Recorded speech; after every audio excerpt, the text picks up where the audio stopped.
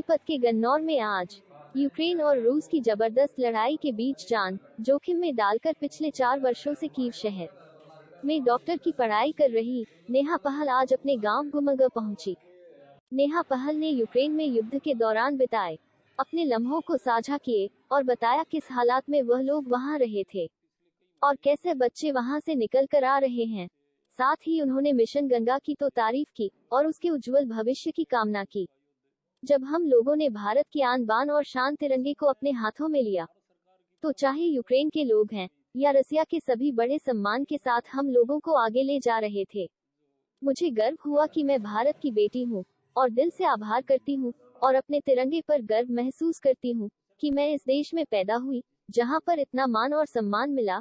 साथ ही परिवार वालों ने व गांव वालों ने भाजपा मंडल के उच्च अधिकारियों ने भी सरकार का धन्यवाद दिया। सर वो एक जोश भरा सफ़र था और एक डर भी था उसके बीच में, क्योंकि वहाँ पे मैं कीव रीजन में थी जो कि कैपिटल है यूक्रेन की, और वहाँ पे काफ़ी डेंजर होता जा रहा था धीरे धीरे करके। और तीनों तरफ से घेर लिया था कीव को भी, तीनों चारों तरफ से पुल वुल तोड़ दिए थे, तो ट्रांसपोर्ट की दिक्कतें बहुत ज़्यादा आ रही थी। तो वो सारा सामान लेके हमें पैदल रेलवे स्टेशन तक जाना था। और उसमें ये डर भी था क्योंकि जब हम अपने रेलवे स्टेशन की तरफ निकले तो बीच में सायरन की आवाज़ आई हमें, तो हमें बहुत डर था कि हमारे साथ कुछ उल्टा ना हो जाए, जैसे एयर स्ट्राइक वगैरह, और या ओपन फायरिंग कुछ हो जाएगी या बॉम्ब ब्लास्ट कुछ हो जाए, तो इसका डर भी था। लेकिन फिर भी हम उस डर में रह के भी हम वहाँ तक पहुँचे दिल्ली के लिए। उन्होंने हमें खाना दिया उस टाइम पे और काफ़ी शुभकामनाएं भी दी आगे फ्यूचर के लिए, जो कि अभी थोड़ा स्टेक पे है।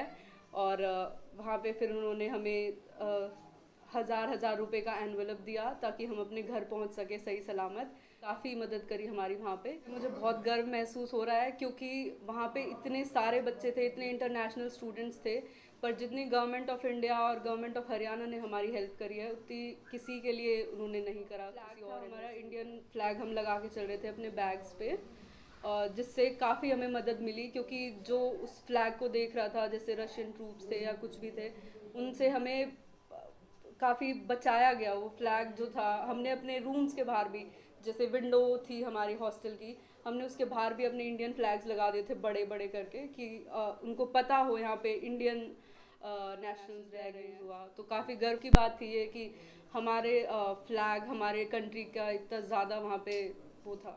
सबसे पहले तो मैं अपनी सरकार, हमारे अधिकारी और हमारे समाज के कार्यकर्ता जो हमारे साथ सुख दुख में साथी रहे, उन सब का हाथ जोड़कर मैं धन्यवाद करना चाहूँगा। और हमें बड़ी प्रसन्नता हुई कि हमारी बेटी सकुशल सुरक्षित घर पहुँची है। इसके लिए मैं स्पेशल मोदी जियों को धन्यवाद करूँगा और मैं रिटर्न में भी एक प्रशंसा पत्र मोदी जियों के पास भेजूँगा कि भविष्य में भी वो हमारे देश की ऐसे ही सेवा करते रहें और इन फ्यूचर हम उनको प्रधानमंत्री के रूप में भी देखना चाहेंगे। गया तो एकदम फिर सरकार ने तैयारी तो पहले से ही कर ली थी, क्योंकि उनको तो ये आभास था कि भाई ऐसा होने पर हमें अपने छात्रों को तो लाना ही है।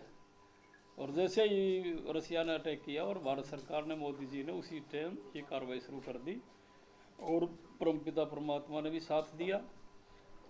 और अब बड़ा गर्व महसूस हम कर रहे हैं अपने प्रधानमंत्री पे कि रसिया के एक दिन में रसिया के राष्ट्रपति से भी बात कर रहे हैं और यूक्रेन के राष्ट्रपति से भी बात कर रहे हैं, और से एयरलिफ्ट करके इंडिया लाए गए।